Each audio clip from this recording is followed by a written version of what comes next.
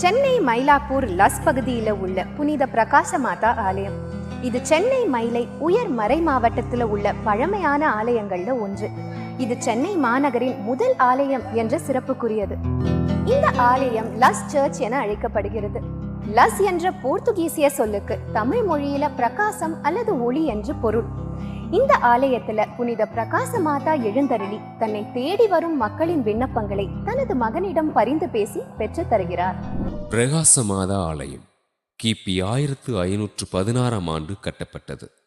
கிபி 1498 ஆண்டு வாஸ்கோடகாமா கடல் மார்க்கத்தை கண்டுபிடித்த பின் போர்த்துகீசியர்கள் வாணிபம் செய்வதற்காக கடல் வழியாக பிற நாடுகளுக்கு பயணம் செய்தார்கள்.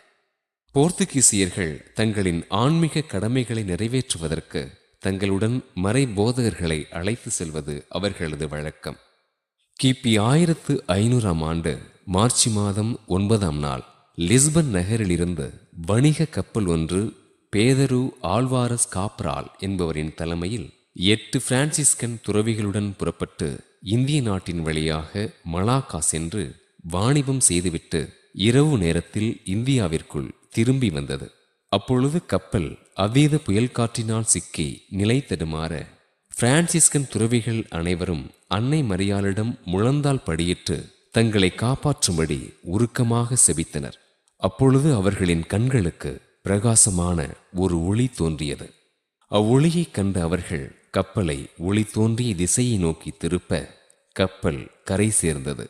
கரையை அடைந்த போர்த்துகீசியர்கள் அவ்வொளியினை நோக்கி காட்டுப்பகுதியில் நடந்து செல்ல அவ்வொளி இப்பொழுது இத்திருத்தலம் அமைந்திருக்கும் இந்த இடத்தில் திடீரென்று மறைந்து போனது.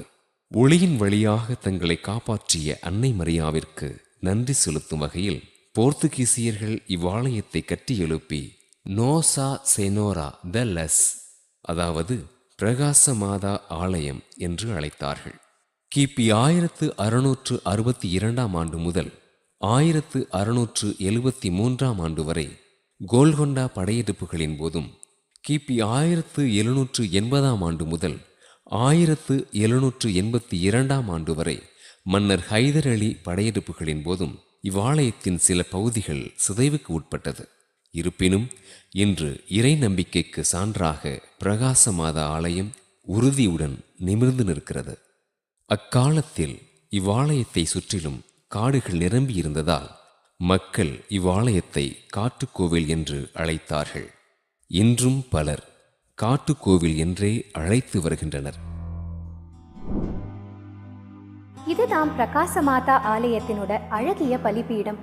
இது மரத்தினால் செய்யப்பட்டது. இந்த பலிபீடத்துல பிரகாச அன்னை தனது குழந்தையான இயேசுவை தனது கரங்களில் ஏந்தி நமக்கு அழகா காட்சி அளிக்கிறாங்க. பொன்னிறத்தில் அமைந்த இந்த சொரூபம் மரத்தினால் செய்யப்பட்டு போர்த்துகீசிய நாட்டிலிருந்து கொண்டு வரப்பட்டது அப்படின்னு சொல்றாங்க. இந்த பலிபீடத்தை அலங்கரிக்கும் இந்த அழகான சித்திர வேலைப்பாடுகள் போர்த்துகீசியர்களின் கலைநுட்ப திறனுக்கு சான்றாக அமைகிறது.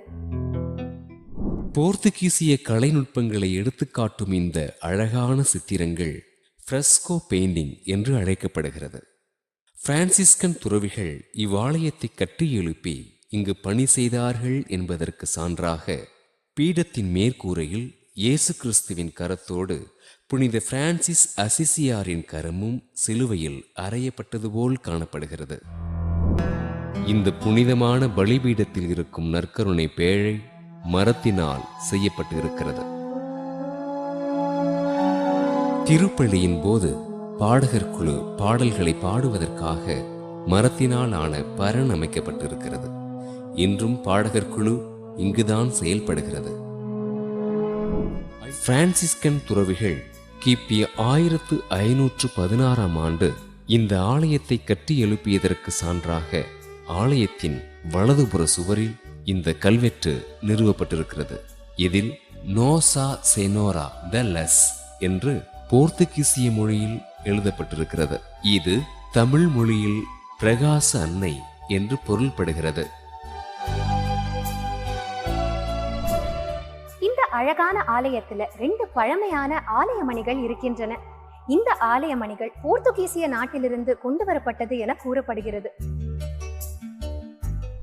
ஆலயத்திற்கு வரும் பக்தர்கள் செவிப்பதற்கு வசதியாக ஆலய வளாகத்தில் புனித ஜூடு கெபியும், புனித அன்னை மரியாளின் கெபியும், புனித அந்தோணியார் மற்றும் புனித பிரான்சிஸ் அசிசியாரின் சொரூபங்களும் உயிர்த்த ஆண்டவரின் சொரூபமும் அமைக்கப்பட்டிருக்கிறது.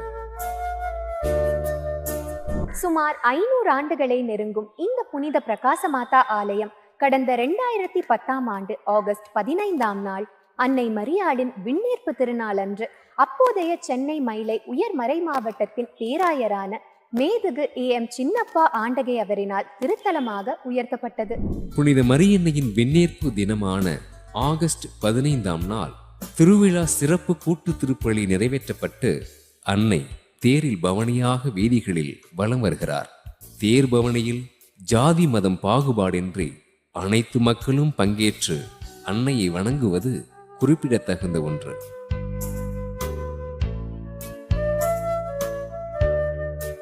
புனித பிரகாச அன்னை கடந்த 497 ஆண்டுகளாய் தன்னை தேடி வரும் பக்தர்களின் விண்ணப்பங்களை நிறைவேற்றுகிறார்.